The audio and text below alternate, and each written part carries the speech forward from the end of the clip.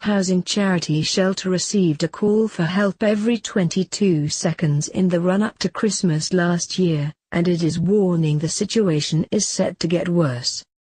The helpline received over 100,000 calls in the 2 months before the 2016 festive season and more than 500 calls on Christmas Eve and Christmas Day alone, according to research from Shelter and Marks & Spencer. There were many calls from people in dire situations, such as a desperate dad with 2 children aged 9 and 3 who was homeless. He had just a couple of £100 to his name and didn't know where to turn for help. Friends had offered to let the family stay with them, but just for a couple of days in a tiny room, then they would be on the street. Another call was from a student on a placement who had been kicked out following a family argument. She had literally nowhere to go and was on the street. The charity is bracing itself for a huge rise in the number of people struggling this festive season as a crippling combination of rising homelessness, sky-high rents, problems with universal credit and a total lack of affordable homes is hitting hard. The helpline is funded by M&S customers with 5% of every purchase made from the festive collection for Shelter going direct to the charity. Mark Cook, a helpline advisor for Shelter, said, "Every Christmas I speak to parents in despair as they face the trauma of homelessness, when they should be filling stockings and looking forward to a festive dinner.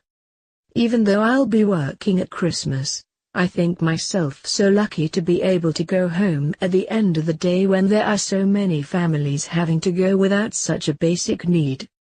No family should face the agony of losing the roof over their heads." From Shelter's helpline advisor Mark Cook on how to stay in your home. Get expert advice early. Know your options.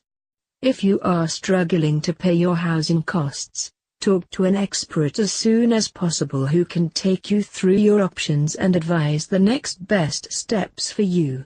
Visit shelter.org.uk web link or call Shelter's free helpline on 0808 800 4444. Make your mortgage or rent the big priority. Paying these should always be your number one priority. If you have other debts such as credit cards and phone bills, you can take action to deal with these separately. Respond to letters and phone calls. It's natural to want to keep your head down and hope things will sort themselves out, but it's important to read everything your mortgage lender, landlord or letting agent sends to you. Keep records of every letter and phone call. Have a rainy day plan.